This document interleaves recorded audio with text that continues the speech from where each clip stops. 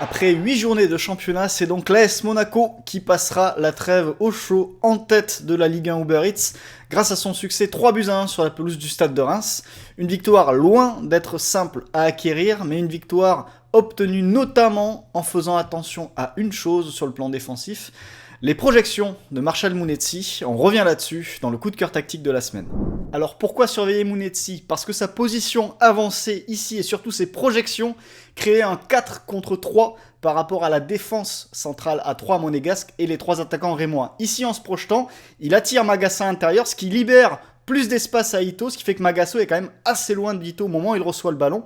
Et pendant ce temps-là, Mounetsi s'est projeté et se retrouve dans la surface avec Maripane, avec Daramy, avec Nakamura, et forcément c'est un danger pour Maripane, pour Singo et pour Diatta.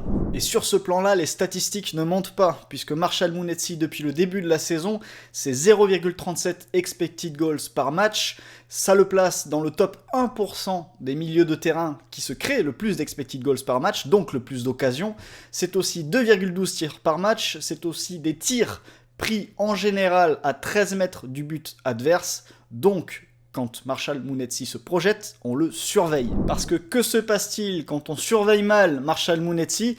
C'est ce qu'il s'est passé lors du match entre Reims et l'Olympique Lyonnais, récupération de balle de Fouquet qui écarte côté droit, la projection de Mounetsi dans la surface entre les deux défenseurs centraux. Cacré est en retard et ne va pas réussir à rattraper ce temps de retard. Mounetsi coupe au premier poteau, ça fait 1-0 et ça permet de débloquer une situation qui était un petit peu compliquée à ce moment-là du match pour le Stade de Reims. Et cette séquence-là, Monaco s'en est certainement inspiré pour ne pas la reproduire. Renversement de jeu d'Abdelhamid, et regardez la course de Zakaria qui va se mettre justement sur la trajectoire de Mounetsi pour l'empêcher de se projeter entre les deux centraux monégasques, et il va même obtenir une faute sur cette séquence. Ce plan-là, ce sont les deux milieux de terrain monégasques qui se sont partagés le travail, Zakaria, mais aussi Youssouf Fofana qui se retrouve ici en surveillance de Mounetsi sur cette séquence, alors qu'on voit à nouveau le 3 contre 3 et le 4 contre 4 du coup avec la projection de Mounetsi suivi par Fofana qui coupe cette fois au premier poteau l'action. Nouvelle situation ici, les attaquants rémois attirent les défenseurs centraux de Monaco sur le côté droit. On a une passe à l'intérieur qui ouvre ensuite le côté opposé avec le renversement de Mounetsi qui ensuite va à nouveau attaquer. Cette fois-ci vers le point de pénalty, mais Zakaria est toujours en surveillance et la balle est renvoyée par la défense monégasque. Encore une nouvelle situation, cette fois qui va passer par l'arrière. On repart depuis Okumu côté rémois qui va renverser à l'opposé sur Ito. Et à nouveau cet appel de Salama qui attire Maripane avec lui et qui permet à Mounetsi d'attaquer dans l'axe. Fofana et Zakaria sont trop loin. Du coup c'est Singo qui se retrouve en couverture et qui résiste et qui permet de sortir le ballon et d'empêcher Mounetsi de tenter sa chance. Résultat de cette attention portée aux projections de Marshal Mounetsi, c'est 0 tir pour le Zimbabwéen, donc 0 expected goals et un petit peu moins de ballons touchés que d'habitude dans la surface de réparation adverse.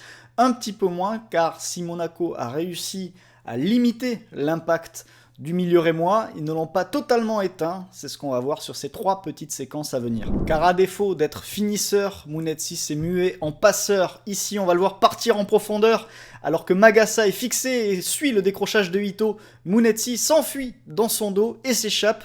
Du coup, c'est Maripane qui doit faire l'effort et qui a un petit peu de mal à tenir le Zimbabwéen. Et là, regardez au deuxième poteau, Nakamura arrive lancé. Il est parfait, le timing est bon, mais c'est Diatta qui revient et qui lui sort le ballon.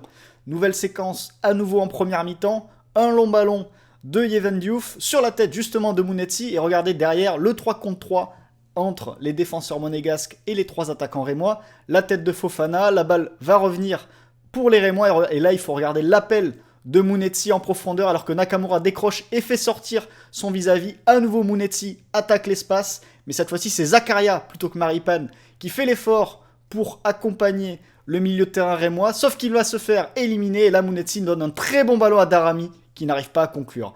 Et enfin on arrive ensuite en deuxième mi-temps, une tentative de relance courte de la part de l'AS Monaco. Mounetsi pour l'instant est dans l'axe et ne se préoccupe pas trop de l'action, mais là sur la remise en jeu, il va assez vite changer de statut pour se projeter ici dans le dos de Maripane fixé par Daramy. Ça va forcer Matsima a assuré la couverture et c'est sur cette couverture que Matsima va concéder le penalty. Transformé par Teddy Thomas, le penalty n'a pas suffi aux Monégasques pour revenir dans la partie, mais l'action rappelle que même s'ils avaient un plan, il n'est pas facile de contenir Marshall Mounetsi.